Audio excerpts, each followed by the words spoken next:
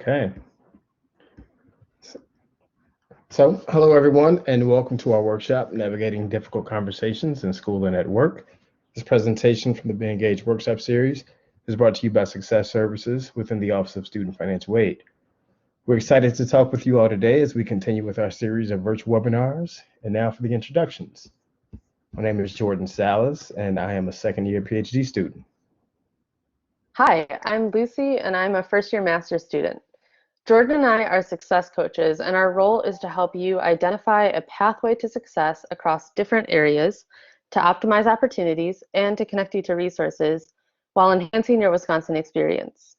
If you could use some assistance in building skills such as goal setting, time management, organization, academic strategies for success, financial wellness, or mental health, among many other things, please feel free to reach out today. Our email will be on the next slide.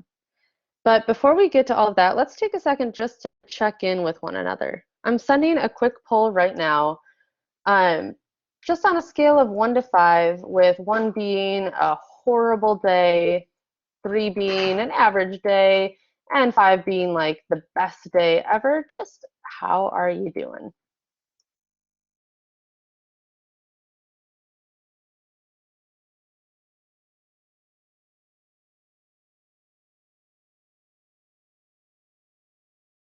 All right, so it looks like we were pretty evenly split. Couple people on 3, a couple people on 4. So overall, pretty good for a Tuesday afternoon. Thanks for sharing. So just a little bit more about our services before we jump into the workshop topic. Success coaching is just one of the aspects of success services. Our range of resources also includes basic needs support, which works to provide essential support to students, such as assistance securing food, housing, and insurance. And additionally, we have our workshop series, which covers a diverse set of topics designed to enhance individual success. Finally, we have our mentorship piece, which provides an opportunity for peer-to-peer mentoring here at UW-Madison. If you're interested in any of these resources Success Services provides, you can email us using the email there on the slide, success@finaid.wisc.edu, to reach out to us today. Our space is located at East Campus Mall, but for now, we are also available virtually. The basic needs coordinators and success coaches are available to meet with you through video chat or over the phone. Visit our website located in the bottom left of the screen to set up a meeting with us today.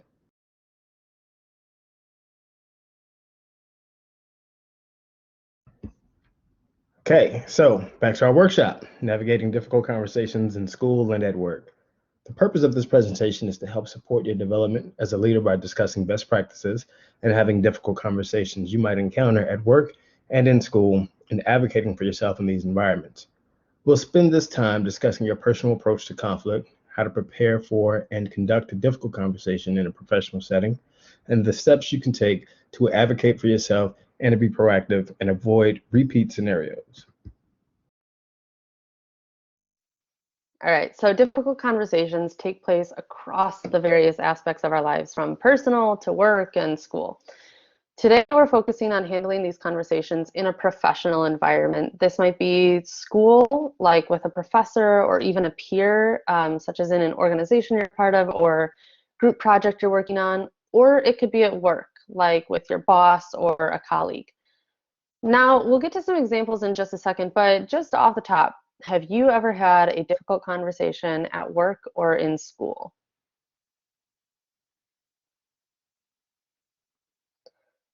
Right.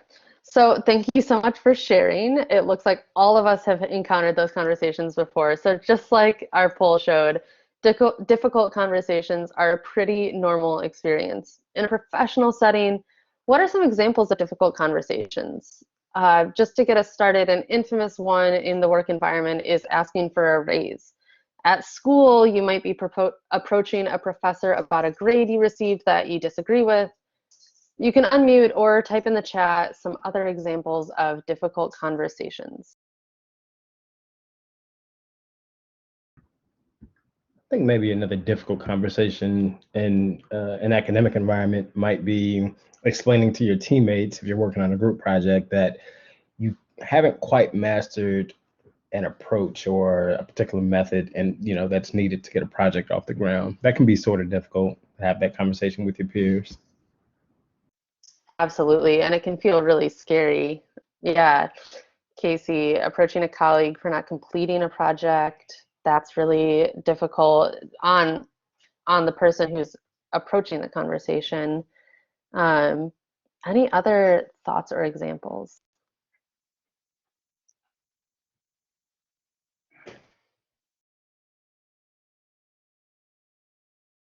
I think another thing too that makes these conversations so difficult is that, it's again going back to the one example, right? If you're having to be the person to say, hey, I haven't quite mastered this technique, it's like it's an admission of failure.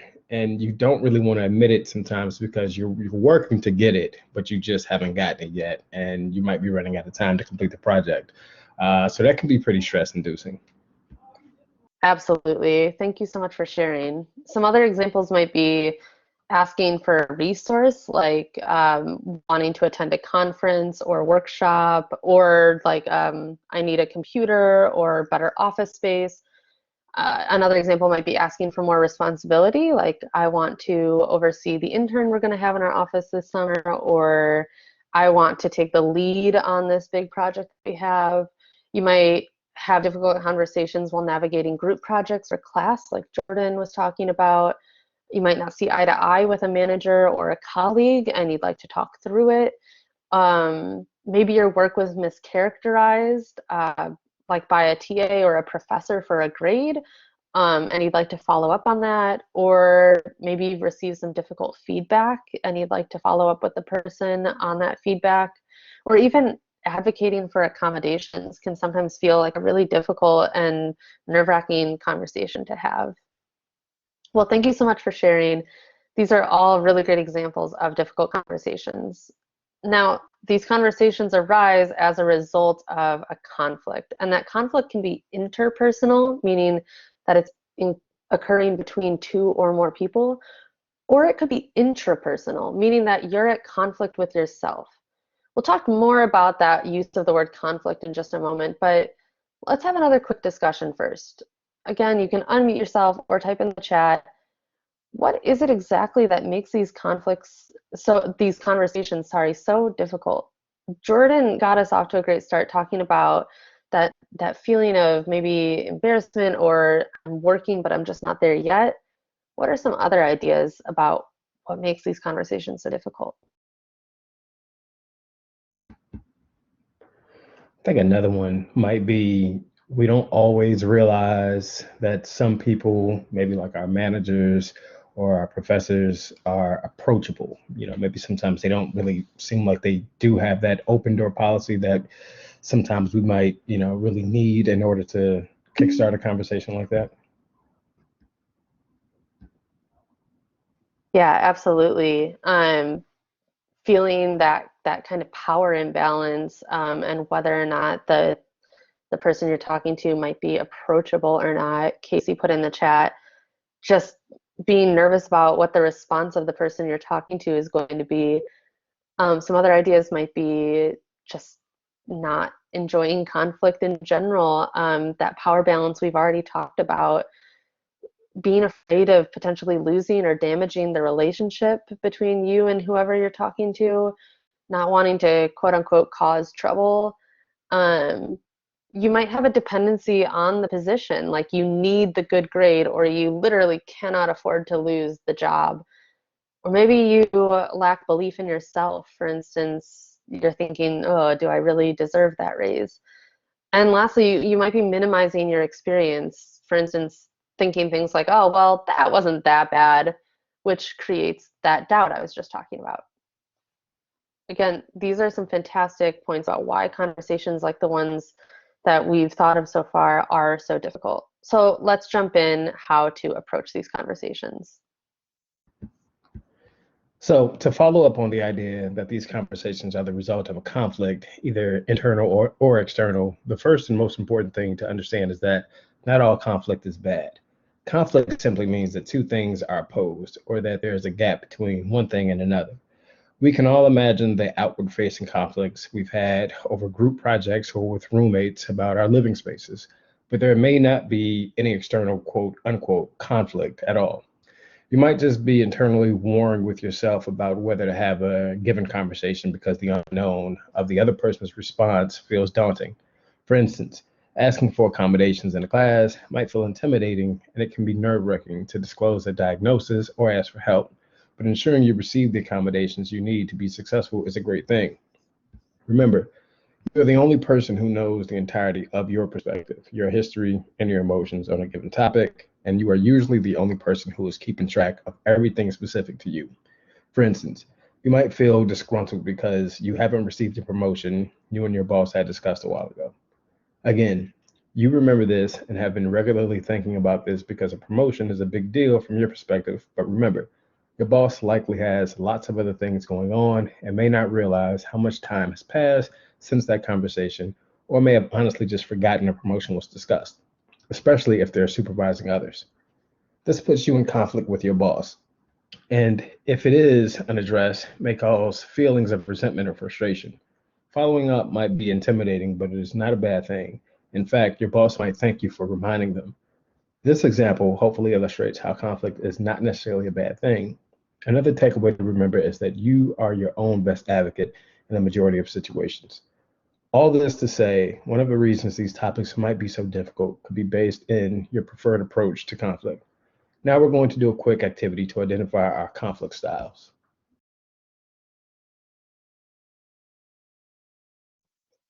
All right. So grab something to write on and a writing utensil. You can see that there's not going to be a lot that you're writing. You're just going to number 1 to 15 and then have space next to those numbers for your reading. I'll give a minute for all that to take place. Again, you need something to write on and a writing utensil. This could be just pulling up a note on your phone, whatever works best for you.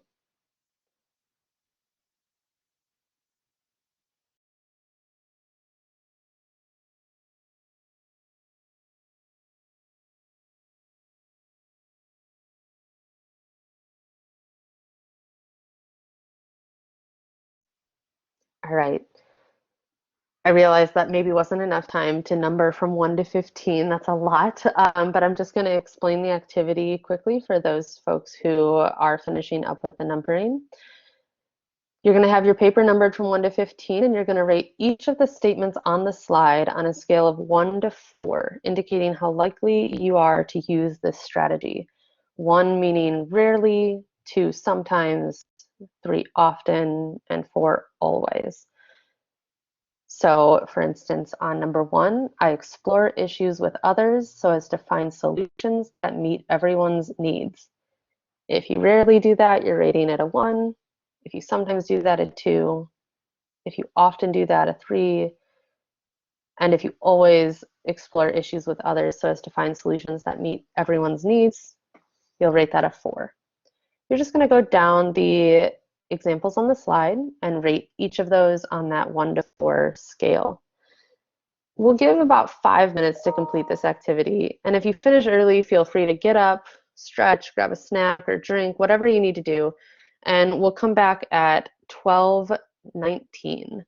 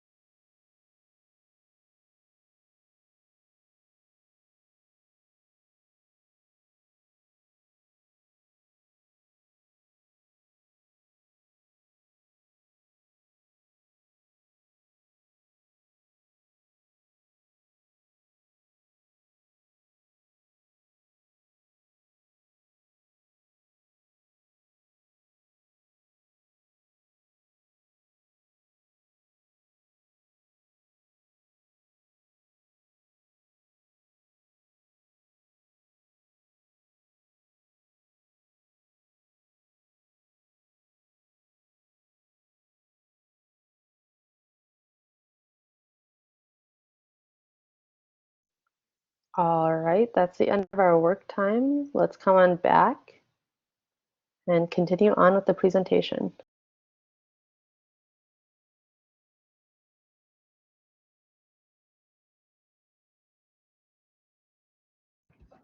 Sorry for the delay. I was actually tallying up my points, but all right, we're back from the work time. Let's find our preferred styles. Add up your scores in the groups listed on the screen. For instance, start by adding your scores from numbers 1, 5, and 7 together, and then add together 4, 9, and 12, and so on. Whichever total is your highest is your preferred approach to conflict. For instance, if your highest number is the sum of questions 3, 11, and 14, then your preferred style is accommodating. So what does that mean?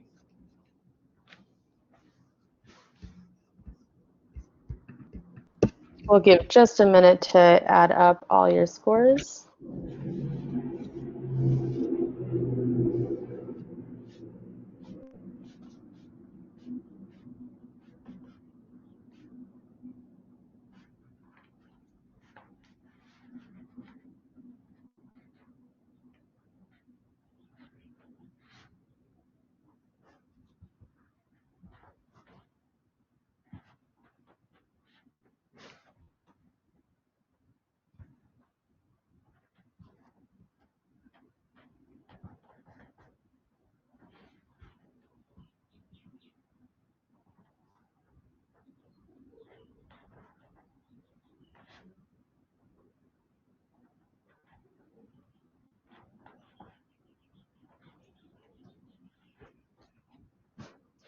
All right.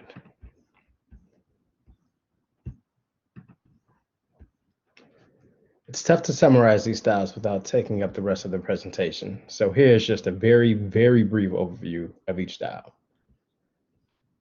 Collaborating style. Problems are solved in ways in which an optimum result is provided for all involved. Both sides get what they want and negative feelings are minimized. The pros: creates mutual trust, maintains positive relationships, builds commitments, and the cons: it's time consuming and energy consuming. Competing style, authoritarian approach. The pros: goal oriented and it's quick. The cons: may breed hostility. The avoiding style, the non confrontational approach. The pros are: it doesn't escalate conflict, it postpones difficulty. Cons: unaddressed problems, unresolved problems. Accommodating style, giving in to maintain relationships. The pros: minimizes injury when we are outmatched. Relationships are maintained. The cons: breeds resentment and exploits the weak. And lastly, the compromising style, the middle ground approach. The pros are: it's useful in complex issues without simple solutions. All parties are equal in power. The cons: no one is ever really satisfied. Less than optimal solutions get implemented. As you can see, each approach has its pros and cons. Remember, the highest score simply means that's your preferred approach, but you can use any of these approaches and may even feel comfortable with more than one approach. Different approaches are appropriate in different circumstances, so you might also notice that you feel comfortable using different approaches in different settings or with different people. We're sending an anonymous poll now just to tell us which was your preferred style.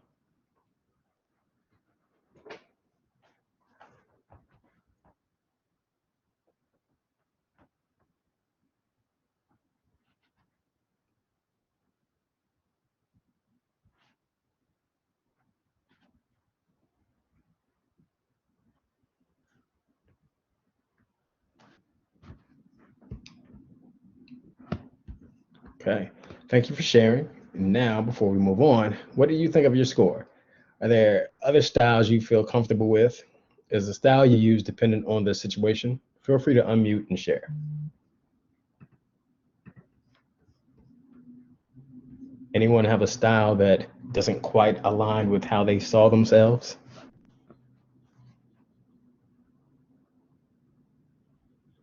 Well, I was happy to know that now that I'm done tallying everything up, I see that I have a collaborative style.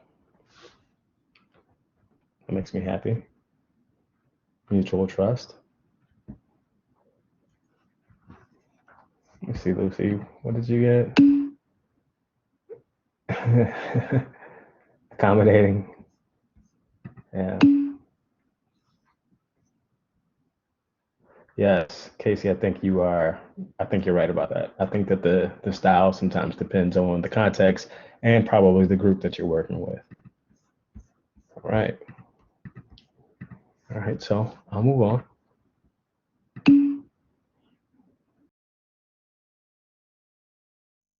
Thank you so much for sharing. So now we've talked about conflict and our individual approaches to it. And remember that conflict is what leads us to needing to have these difficult conversations, whether interpersonal between more than one person or intrapersonal within yourself. These might not be conversations about bad things like we talked about with asking for accommodations, but we might view the conversation as difficult because it's nerve-wracking or it's intimidating or for any other reason that might come to mind that we discussed at the beginning of this presentation. So now let's walk through how to have that conversation. There are 4 big steps: preparation, initiation, discussion, and conclusion. In any situation where there's conflict, first you need to decide how big the problem is. To do this, use the conflict scale pictured on the slide. Everyone involved should rate how they feel, and if at least one person is moderately upset or higher, it's time to address the issue.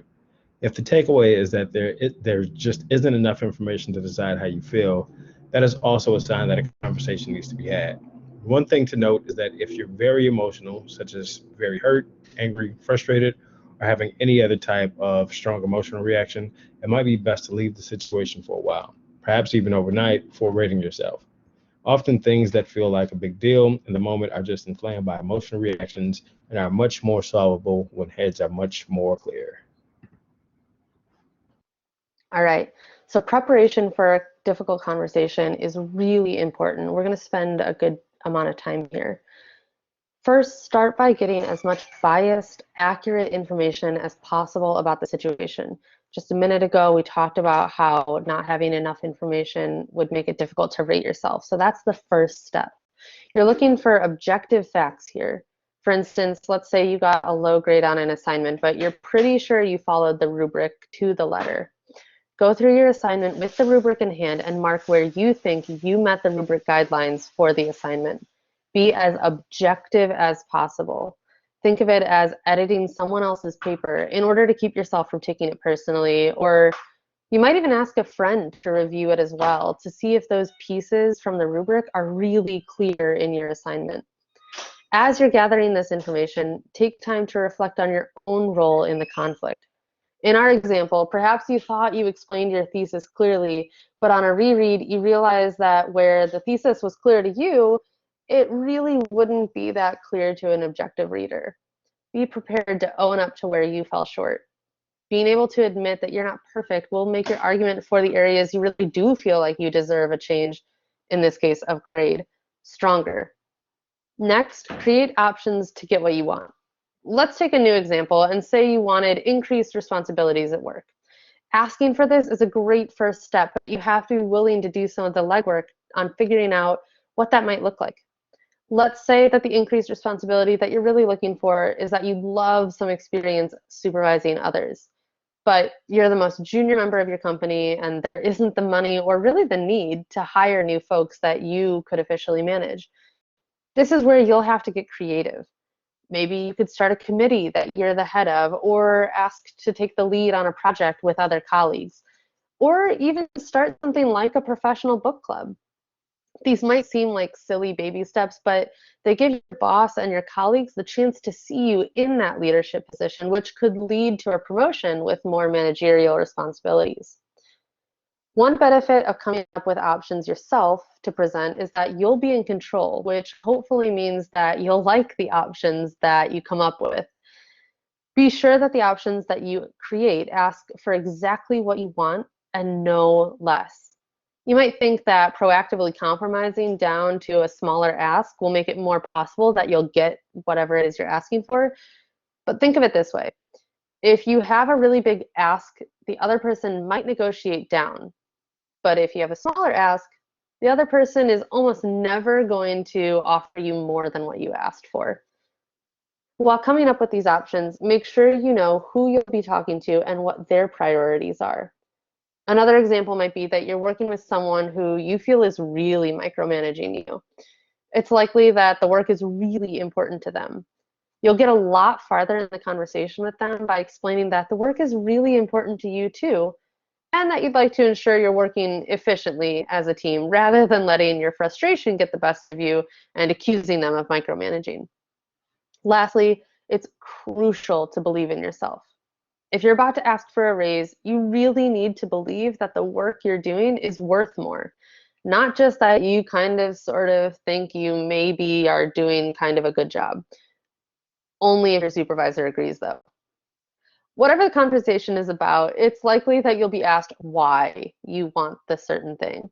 Why do you deserve a raise? Why do you want the why is this work worthy of a better grade? Be ready to stand firmly by your ask. And remember, you are your own best advocate. With all this preparation, you might find it useful to organize your thoughts or evidence into an outline. You might even practice your opening or answers to questions you know might come up, like that why. For instance, if you go in asking for a raise, you can pretty safely assume you'll need to speak to why you deserve that raise. So you can practice ahead of time which specific points you'd like to showcase so that you're not rambling nervously in the meeting. You might jot down things like that big project you helped to lead or how you took on that more managerial role initially and now you'd like the raise for it. You might even ask a friend or family member to ask you questions so that you can practice responding in real time to another person and to get feedback on your answers from them.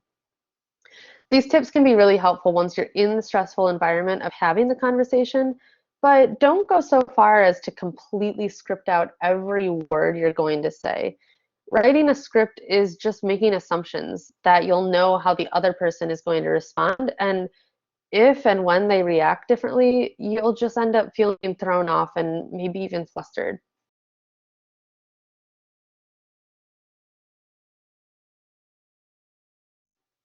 Initiation is a small but critical piece of a difficult conversation. We've likely all seen or experienced bad initiation with the infamous, "we need to talk," or "can I ask you a question?" lines that I'm sure many of us have received in our lifetimes. So it's time to right those wrongs and initiate correctly. First, make sure you don't ambush the person you're trying to talk to. Set a time for a private meeting. Of course, the gold standard would be an in-person talk, but right now the best alternative is a video call. There are a lot of reasons why video is subpar to in-person communication, but at least you'll be able to see facial expressions and gestures. Finally, be sure your request for a time to talk is clear and concise. Something like, "I know it's important to our preparation as pre-med students that this course is rigorous. There are some aspects of the course such as," and list those things, "that I'm having a tough time with, and I would really appreciate a chance to talk through those concerns with you sometime this week. What time would work best for you?" Notice that you're going to explain exactly what the issue is. This is key to starting the conversation well. By stating the issue ahead of time, you're giving the other person time to reflect on the issue as well, and the conversation will likely be less emotionally charged and more productive.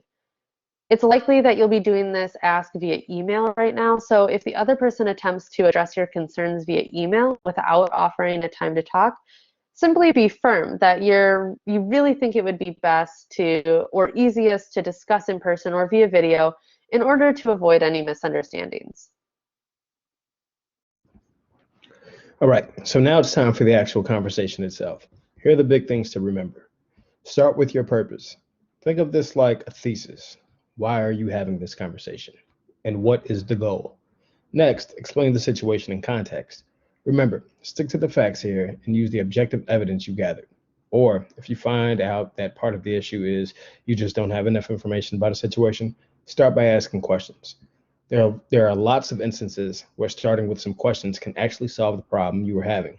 For instance, you might be revved up and ready to explain why you deserve a promotion, only to find out at the end of the conversation that the company has a policy that you must be with the company for at least a year before a promotion, and that once your year is up, you're a top candidate for the promotion. Next is probably the piece of advice we found most often when researching for this presentation. As much as possible, be emotionless and logical during the conversation. Approaching the conversation calmly will help put everyone at ease rather than barging in with emotions are high, which will only put the other person on the defensive and exacerbate the problem. Importantly, if you notice the conversation is deteriorating, recognize when it's just unproductive and emotions are too high and reschedule. Be ready to be firm about this and do not continue to engage in the conversation. Simply repeat, let's reschedule this for a different time. For the same reasons I just mentioned, this is not the time to blame others or make excuses for yourself. Blaming others usually only serves to damage your own reputation, and your boss or professor likely doesn't want to hear about how, for example, you had so much of the work. The bottom line is that the work didn't get done or it isn't done with quality. Hold yourself accountable by admitting to your mistakes, plain and simple. Don't add qualifiers or excuses. Say, for example, I'm sorry I didn't get the work done. That was entirely my responsibility. Now, there are often extenuating circumstances, and again, you are the only person who knows the entire story from your perspective. So, this is not to say that you should just always take the blame and not advocate for yourself. Just be sure you acknowledge your mistakes too. Let's say it was a group project and it's the work your partner said they would do that didn't get done. Again, the bottom line is the work didn't get done. There is no excuse for that, but blaming it on your partner without holding yourself accountable probably won't come off well either. After all, as a member of the group, it was your responsibility to ensure the work was done. An example of what you might say in this situation is, I'm sorry, we didn't get the work done. I was under the impression that section was taken care of, but I realized we're all at fault for not ensuring our assignment was completed. Something else you might notice about that last example is it doesn't mention your partner at all. It stays focused on the problem at hand, which is the assignment. Staying focused on the idea and not the person is helpful in making sure you're not playing the blame game. It will also come off sounding far more mature and respectful. Next, be sure to ask the other person for their perspective. And while they are talking, be sure you are listening actively, not just trying to think of how to respond or being consumed by an emotion while they talk. Use techniques such as repeating what they say back to them and asking if you have it right. For instance, if your boss says, this project was really important to our clients and you blew it, respond with something like, you're angry because I didn't do the project to the standards you had in mind. Is that right? Repeating the information back to the person and asking if you're characterizing it correctly will help the person understand how you're perceiving what they're saying and give them the chance to correct you. For instance, you might discover that your boss wasn't angry so much as embarrassed in front of the clients. It also helps to cut to the chase. For instance, maybe your boss's standards weren't clear, and that's the problem you need to focus on. As they're sharing their perspective, even if you see things differently, it's important to legitimize how they feel without agreeing. Say something like, I realize you were embarrassed, without judgment or emotion. Just hearing that you correctly identified how they feel will go a long way. Throughout the conversation, be sure you're direct and concise. Don't give them that itemized list of disagreements from the entire semester, which will be overwhelming and probably make you and them lose sight of the issue at the heart of everything. And use direct, active language rather than, I think that, if possible, I should maybe get a raise. Just say, I deserve a raise. Lastly, be sure you are solutions oriented. If you strike down every currently available option for a given solution, you're obligated to present new ideas. This is also the time when you share the options you came up with for resolving the conflict in the preparation stage. All right, so at the end of the conversation, after all options and solutions have been discussed, be sure to clarify exactly what the expectations are for everyone involved moving forwards. You might say something like, quote, so we agree, I will get a promotion soon. But that's not specific enough. Soon to you might mean within the month, while soon to your boss might mean within 6 months. And in 4 months, you're going to be right back in the same position with you feeling frustrated or let down because you haven't received that promotion yet, and your boss thinking they're doing exactly what you asked of them. Instead, the expectations should be specific, time bound, realistically achievable, and objectively measurable. You might hear this referred to as a SMART goal. You can see the acrostic listed out on the slide there. It would sound something like, quote, as long as you continue to meet company targets, you will be promoted to manager by the end of July. Let's practice this. There's 2 examples on the slide. Let's start with the first one. The scenario is a group project that has several elements, including a paper and a presentation. You feel like your partner hasn't been pulling their weight, which has led to this conversation. The conversation ends with, quote, well, we'll both just keep working at it. Why? So the question is, why is this a weak conclusion, and what can we do to make it stronger?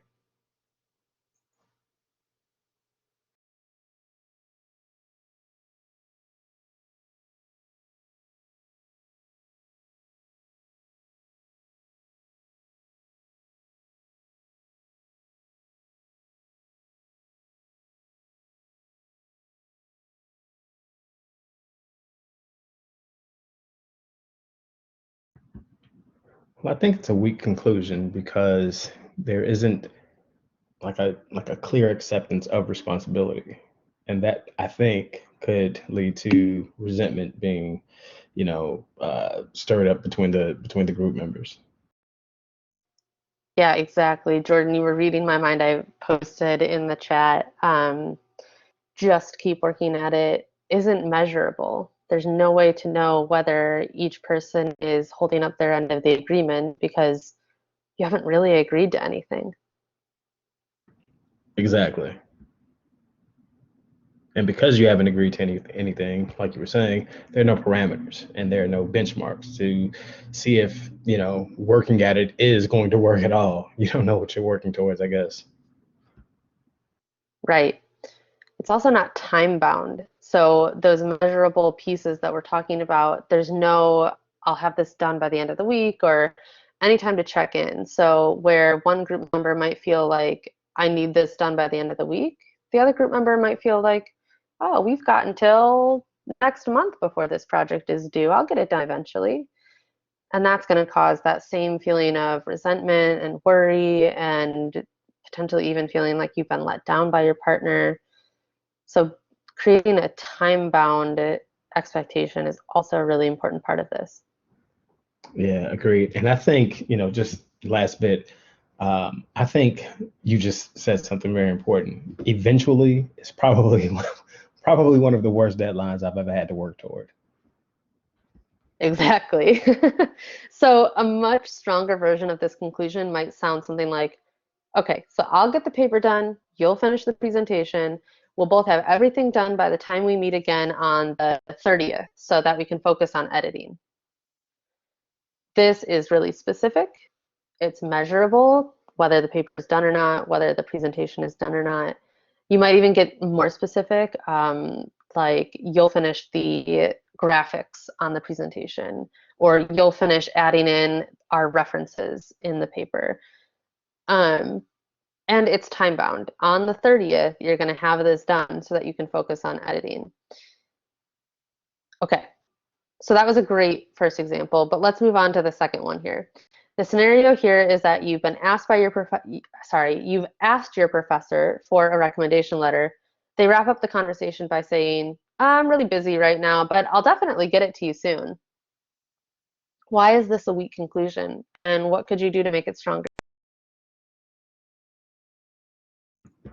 Well, I think here we run into the same issue, right? Soon and eventually are cousins, and it's just it's soon isn't a date. And so I think one of the things that you can do to make this stronger is, follow up with gratitude and, express your gratitude to the professor and say thank you for their willingness to help you write this letter, but also remind him or her that, hey, this is, it's time sensitive. Here's the date by which I need it by, and, close out by thanking them again for, for working towards it. Yeah, Jordan, absolutely. The biggest issue here is that it's not time bound.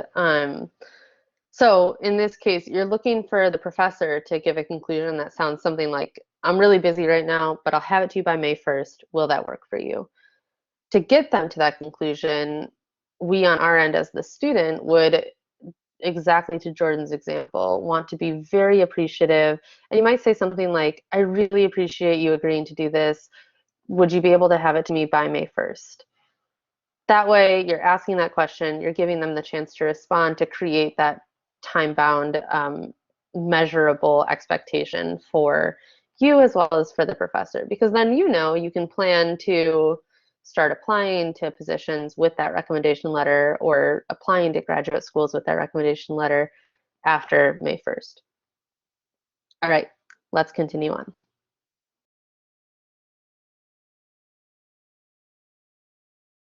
So we've just covered a lot of information in only the last 6 slides. We went all the way from the preparation of a discussion all the way through the discussion itself, the conclusion, and we've even had a few examples that we've looked at. Are there any questions so far? Any other suggestions for things you can do to prepare, initiate, discuss, or conclude a difficult conversation?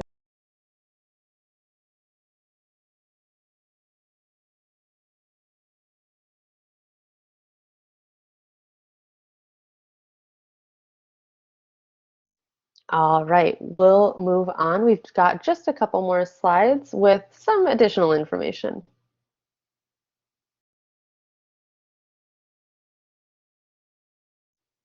All right, so one quick side note, if your difficult conversation was around asking for something such as money to attend a conference or a raise or additional responsibility or a promotion and you get denied, it's time to get creative. Find the experience you were looking for in one of the ways listed on the slide here. Be sure to keep track of what you've done, such as keeping a list of the books you've read or filing emails with Guts and the Writing Center into a separate folder. Then at the appropriate time, such as a year-end review or a follow-up meeting with a professor or advisor, maybe office hours, be sure to share with them what you've done to continue progressing despite getting turned down, and perhaps even consider asking for whatever it is we were asking for again. No matter what the conversation was about, it's crucial that you follow up later on. For instance, if you ask a professor to consider changing your grade on an assignment and they agree to do so, be sure to follow up with a thank you. Or if you and your group members come to an agreement about how to tackle a project, be sure to send a follow-up email listing out your understanding of exactly what each person is doing. That way, if things get heated during the conversation, try to be aware. Oh, we're moving on to a different topic here. Sorry for the pivot. If things get heated during a conversation, try to be aware of when the conversation is no longer productive, like we said earlier, and stop it as soon as you notice. Some physical signs that you can look for are fast heartbeat, feeling flushed, feeling sweaty, maybe even tears coming on. Doing mindfulness activities regularly can help you get more in touch with the unique signals your body uses to let you know when emotions are high. Once you attempt to stop a conversation, do not engage any further with the back and forth about the topic itself. That is a really, really difficult thing to do. So no matter how tempting, again, do not engage any further. All that's going to tell the other person is, well, you said stop, but you're still talking, so we might as well continue having the conversation. Simply point out that you need a break and ask for time to reschedule. Then, when you're more calm, be sure to follow up so that the problem doesn't fester. This presentation has been focused on the moment you realize a conversation needs to be had and how to have that conversation. But if we back that up a little bit, there are some proactive steps you can take from your first day on the job or in class. First, always seek feedback and be thankful for it. Let's say your job is to give presentations to outside clients. Invite your boss to some of them and ask for feedback afterwards. This practice will make you a stronger employee and one who, with the help of great feedback from your supervisor, knows exactly what your boss is looking for. It will also help to head off any issues that may arise later. For instance, if a client finds your presentation boring, rather than just going on their word, your boss has been in the room and knows whether that's true or not from firsthand experience. It also gives you a little protection insofar as your boss has reviewed your presentation and either didn't give you feedback or thought it was excellent. they didn't have as much ground to stand on if they then try siding with the client in this example. Next, know your strengths and weaknesses, and be honest about them. Don't take on huge, very detail oriented projects that you know would look great on your resume if you know you thrive better on big picture thinking than logistical details. It's better to keep working on building those skills and try later than to make something like that on an early and crash and burn with it. Also, if you can admit to your weaknesses, it makes your strengths look that much more credible, as we mentioned earlier. Third, find a mentor. Whether at a job or in school, this person can show you the ropes early and maybe even get you on great projects early on. Also, if there is a problem, you'll have someone who will hopefully vouch for you, and you can point to your learning from them as a step you're taking to better yourself. A mentor would also hopefully have a closer relationship with you and could write a really fantastic letter of recommendation for any of your future endeavors. Thinking beyond the work aspect, finding a mentor is also a great way to build a close relationship that will work or that will make work or school more enjoyable and possibly turn into a friendship beyond work or school. Fourth, oops, I'm sorry about that. Just give me 1 second. My screen actually blacked out.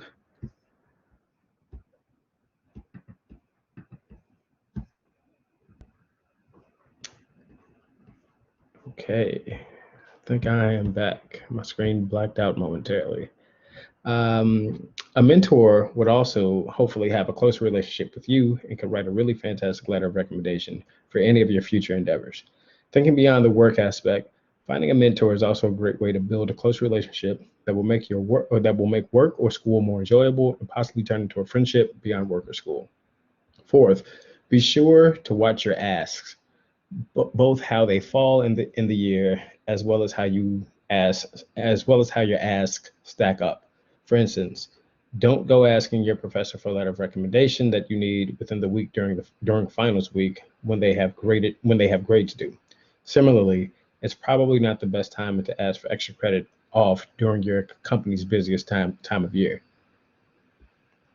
The other side of this is to pay attention to how your asks add up over time. For instance, if you want a 5% raise, it is much better to go in asking for 5% right off the bat rather than asking for 1% raise every month for 5 months in a row, or asking for the funds to attend a workshop right after you've received that 5% raise. In a similar way, it's much easier to ask a professor for extra credit work or to reconsider a grade if you haven't already resorted to this already in the semester. Next, whenever you enter any new space, whether it's a new job or a class with a professor you haven't had before, be sure to keep your reputation in mind. If you can, pick up extra work or take on the aspect of the project no one else wants to work on. You'll gain a reputation as a team player and a hard worker. Small things such as timelines or how you present yourself will make an impression early on as to your professionalism.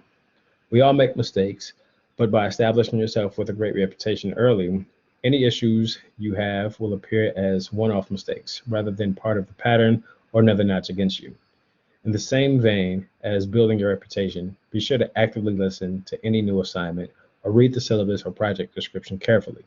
Think about it as if you are going to be required to ask a question about it. Asking questions can feel daunting, or you may worry that it'll make you look like you don't know what you're doing. But trust us, it's much better to ask thoughtful questions early than to wait until the last minute to ask what will be, um, I'm sorry, to wait until the last minute to ask what will, by that point, seem like basic questions, which will make it clear that you haven't started work on the project. Also, it's almost always better to ask questions and get it right than to guess and potentially get it wrong. What other steps can we take to be proactive in professional environments? You can share in the chat or unmute yourself now.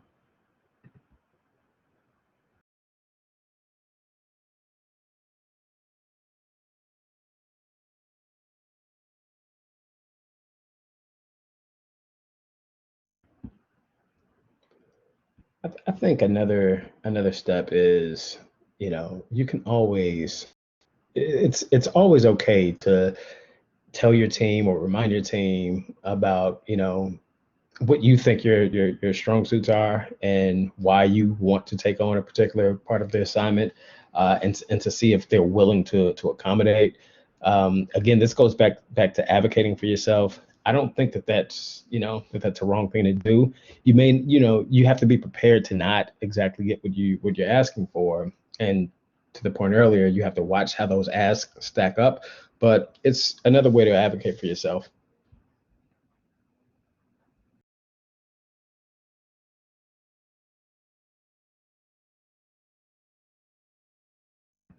Any All other right, thoughts? so I do see that we only have 5 minutes left, so we're gonna move just a little bit quicker in this last portion. And I apologize for us talking quickly.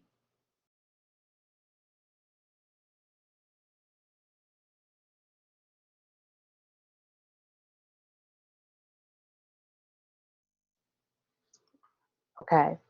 The idea of advocating for yourself and basic strategies for conversations might include advocacy such as being direct and concise. Those are woven in throughout this presentation. However, there's a couple strategies we want to highlight and a couple UW-specific resources we'd like to shout out. First, the most important thing you can do in advocating for yourself is to keep track of unbiased evidence. Documentation is your friend here. If you've been diagnosed with a disability that will require accommodations, for instance, ask your doctor for a hard copy of a letter signed by them explaining that you have received the diagnosis. Keep that hard copy and scan that letter into your preferred cloud storage, such as OneDrive, Google Drive, or even just take a picture of it, and keep it in a specific folder within your photo library. That way, it's accessible no matter where you are, and it is very easy to share with any employers, professors, or campus offices who might require such documentation. The strategy of documenting everything also applies in other situations. For instance, it's much more difficult to get into a he said, she said situation if you have an email that supports your understanding of the situation, rather than just relying on who remembers better what was talked about at a meeting a month ago, for example. If you're gearing up for a conversation with a professor about a grade, it's really helpful to have the syllabus or project description right in front of you. Maintaining accurate documentation can also be helpful in positive situations. For instance, if in a conversation about how you deserve a promotion, you're able to show glowing emails from clients, a running list of completed projects you've kept or teams you've been on, those pieces of evidence can go a long way to substantiating your argument. In any case, when you are advocating for yourself, be sure it's not at the expense of others. Again, as much as possible, focus on the issue at hand, not the people involved. If the issue is truly objectively something directly related to another person and there's no way to advocate for yourself without discussing that other person, be sure you're having that conversation one-on-one and in person or on video with whoever it is that needs to be aware of the situation. During the conversation, focus on yourself and what you need, not what the other person did or didn't do. Be sure you've exhausted every solution with the person you're having difficulty with first. Going to a supervisor without having tried to solve the problem directly with the person first is not going to reflect well on you. The exception here is if the issue you've had in any way involves behavior that made you feel unsafe, such as verbal abuse or sexual harassment.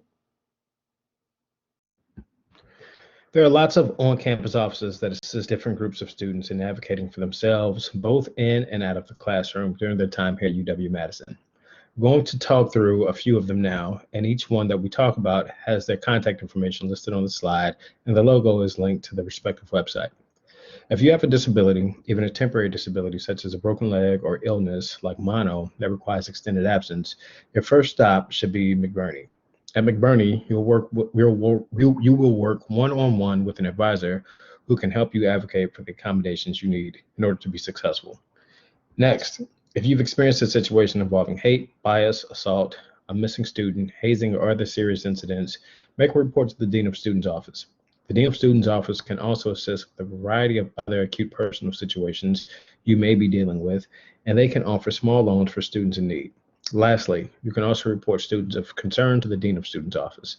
A student of concern is any student displaying behaviors that may interfere with their ability to be successful or disruptive to the learning of others. If you have any academic issue, such as a grade dispute that hasn't been resolved between you and the professor, classroom concerns, late drops or withdrawals, changing majors, or any other academic concern, reach out to the academic dean of your department. The link we've provided here on the reporting an academic complaint header will take you to the page that lists each school's dean. If you are in need of health support, including mental health support, contact University Health Services. UHS will be able to assist with basic vaccinations, routine preventative care, including reproductive health and mental health care, including individual and small group therapy. If you are an international student, reach out to the International Student Services for help with everything from travel paperwork, visas, questions about work eligibility, as well as a vibrant social community. If you are a military veteran, reach out to the University Veteran Services for benefit eligibility, certification, active duty information, and events.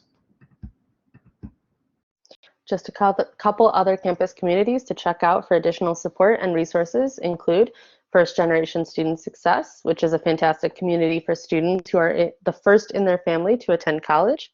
The Gender and Sexuality Campus Center, which is an inclusive space dedicated to LGBTQ+ students. And the Multicultural Student Center, which works to ensure the Wisconsin experience for all students, particularly students of color or historically underserved students. And while these last few can advocate on your behalf, utilizing them as a resource will add credibility to your advocacy you may need to do related related to your academics. For instance, if you're able to say you worked extensively with the Writing Center on a given paper, the grade for which you disagree with, that lends credibility to your argument that perhaps the grade should be reconsidered. These resources are the Greater University Tutoring Services, or GUTS, which provides language tutoring, drop-in assistance for quick questions such as how to cite a specific source, and study groups for specific classes. Peer Learning Association, which offers more study groups for specific classes. The Writing Center, which can help with academic papers, including theses, as well as job or school application documents like cover letters or personal statements. And finally, several of the most popular departments have further resources, such as the Chemistry Learning Center and the Chemistry Department, or student groups of students in the same major who act as support network. Spend some time looking through your department's specific page or ask a department staff or faculty member if you're wondering whether your department has anything like this. UW-Madison is a big campus, which can make it hard to find resources sometimes. Are there any other groups, offices, or resources on campus you'd like to shout out right now? Type them in the chat or unmute yourself. Okay, and while you're typing in the chat, everything that we've talked about so far has been under the assumption of normal times, with a few shout outs toward our current environment, such as recommending that any tough conversations take place in person. We're not back to normal yet, so here are some special considerations for difficult conversations and advocacy in the virtual environment. First, on the proactive side of things, work extra hard to build relationships right now. With a professor or TA, come to class early, stay late, go to office hours, even if it's just for a few minutes. Anything you can do to get to know your professors and TAs will let them get to know you will be really helpful with everything from asking for recommendation letters to having more of a reputation with them in case of a difficult situation. Speaking of written communications, all your emails, posts, and other communications should be very clear, as concise as possible, empathetic, and absolutely stay away from any implication of blame. If communication starts in response to an email you've received, be sure you're reading the email in the most gracious, unbiased way possible. If you're not sure whether a statement is a jab at you or a joke, for instance, take the kindest possible interpretation. If the email called out, quote, some people on the team, don't automatically assume they're talking about you. In any communication, whether it be email, chat, or other method that you're writing yourself, make the purpose of the communication clear early on. In most cases, that could be a sentence within the first 2 or 3 that reads, the reason for this email is X, or the purpose of me reaching out today is blank. From there, explain any necessary context. And perhaps the most important piece of advice we can give on writing tricky emails, be really careful about implying blame and write as graciously as possible. A great start to writing emails in this way is to use the word you as rarely as you can. Almost always there's a way to focus on the work rather than the person, as we've mentioned a couple of times. For instance, let's say you're giving edits on to your partner on their half of the project. Instead of saying, quote, you didn't do this part the way the rubric says to, try, the rubric mentions that this section should include X. Even if the you seems benign, you never know how the recipient is going to read into the inflection of your words, and it can sound really accusatory.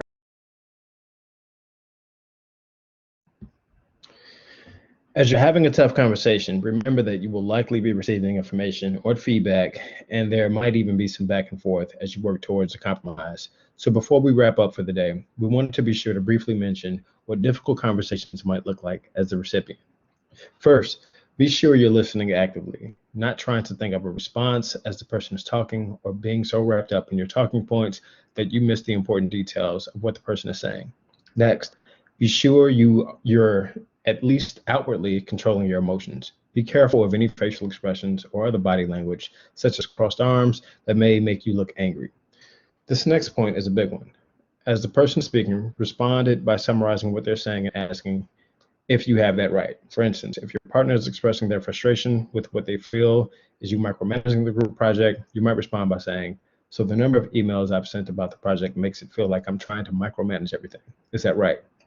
Reflecting what you think the person is saying back to them gives them the chance to confirm or correct the story that you're telling them and can save lots of hurt feelings or miscommunications from happening in the first place. Also, notice in the response, we didn't use the word you at all. It would be so easy to say, "So you think I'm micromanaging everything," but it would be so hard to make that sentence not sound accusatory unless you have some rapport built up with that person that you're speaking with. Another strategy is called tracking, which is when you describe what the other person is doing or saying back to them. Again, as a reflection to give them the chance to confirm or correct your understanding. For instance, if the other person starts crying, you might say, "It looks like you're really sad about this." This gives the other person the chance to agree or to correct you. For instance, tears are often a sign of pent-up anger or frustration, not sadness. In this same vein, try acknowledging feelings without agreeing with them. For instance, "You're feeling really frustrated right now because it feels like I'm pulling my weight on the project." You're not agreeing with the idea that you're not pulling your weight, but by acknowledging how the person is feeling, you're making them feel heard and respected. Next, find the common ground. Finding one aspect of the issue or work that you agree on and focusing there before expanding out to some of the other touchier subjects can help with building positive momentum and rapport. We mentioned this idea a couple of bullet points ago, but as much as possible, focus on the work at hand or the idea you disagree with, not the person themselves. This might sound like instead of saying, "You didn't do a great job making these posters," try saying, "These posters don't really meet the requirements of the rubric as I'm reading it." If you're being asked to defend your idea or your perspective, be sure to explain the facts in a calm, unbiased way. Remember, if the conversation is emotional to the point of being unproductive, it's always okay to say, "I think we need a break before we can keep trying to resolve this problem." The next couple of bullet points are some ideas of things you can say to make sure you're getting all the information you need to understand the issue and find a way to move on. We particularly want to highlight the "how can we resolve this" option. It is tempting to keep arguing or trying to make your point, but it is amazing how many disagreements can be completely stopped in their tracks by one person taking a deep breath, swallowing that perfect comeback, and instead saying, "How can we fix this?" Especially if done early in the conversation, it might even throw the other person off to be offered such an olive branch, and the gesture of goodwill will give you some positivity to power a really productive conversation to find solutions. Lastly, always remember to leave a conversation with clear, actionable, time-bound expectations for everyone involved. Okay, so we talked through a lot today, and this slide shows a summary of everything we've discussed. We'll also be putting a PDF of this presentation and the speaker notes on our website for your reference at any time. But before we end this session, and thank you so much for staying the minutes over that we've gone, what other questions or suggestions do you have for us or your fellow participants?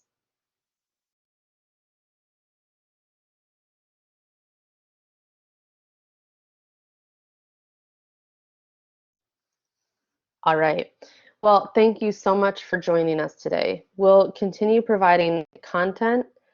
Yes. Erica, thank you again for staying a couple minutes over there. We're just wrapping up and we appreciate you hanging in there with us. We'll continue providing content that both supports your transition into an e-learning environment, as well as resources that will help you to develop different skills to address roadblocks on your pathway to success. We'll post a link in the chat that will take you to our workshop library. All of our workshops have been recorded, PDFs have been made of the slides, and they have our speaker notes on them. You can access this library at any time to learn more about the different resources and skill sets you can apply to many areas of your life within and beyond the classroom. Until next time, take care.